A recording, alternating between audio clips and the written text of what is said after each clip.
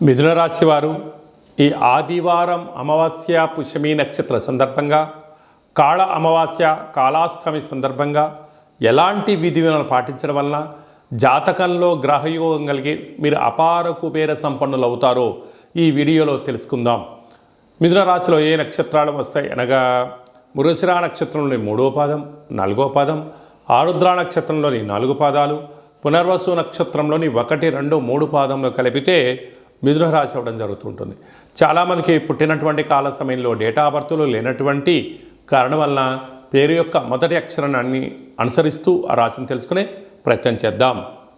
కా, కీ, కు, ఖం, అజ్ఞ, ఛ, కే, కో, హ అక్షరాల వారందరూ కూడా మిథున రాశి జాతకులే. మిథున రాశి యొక్క అధిపతి బుధుడు. అలాగనే వీరికి ధనావాకు కుటుంబ స్థానంలో రవి సంచారం చేయడం వలన ఆ రవి భగవానుడు కర్కాటక రాశిలో జలరాశిలో ఉండడం వలన వీరికి పట్టిందల్లా బంగారం అవడం, గళగళ పారుతున్న గోదావరి నదిలాగా మీరు చేస్తున్న కష్టానికి శ్రమకు తగిన ఫలితము ధనం రాబోతుంది.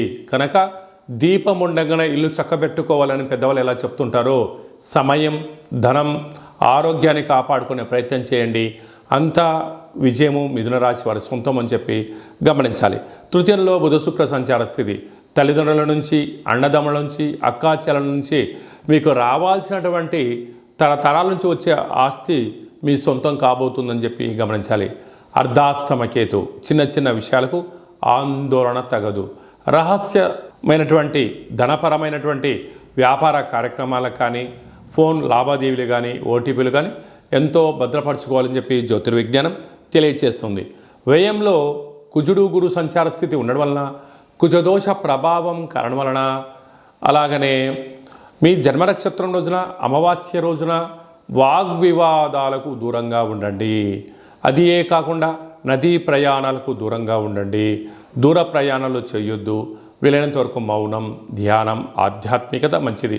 తెల్ల జిల్లేడు వృక్షం దగ్గర దీపము, తెల్ల జిల్లేడు యొక్క వేరును తీసుకొచ్చి ఇంట్లో పెట్టుకోవడం వలన అద్భుతమైనటువంటి మీతో పాటి రాబోయే తరాల వారందరికీ కూడా యోగం, ఆనంద సిద్ధిని, ఐశ్వర్య సిద్ధిని, అక్షయ సిద్ధిని, ధనపరమైనటు యోగం మీరు అందిస్తారని చెప్పి గమనించాలి.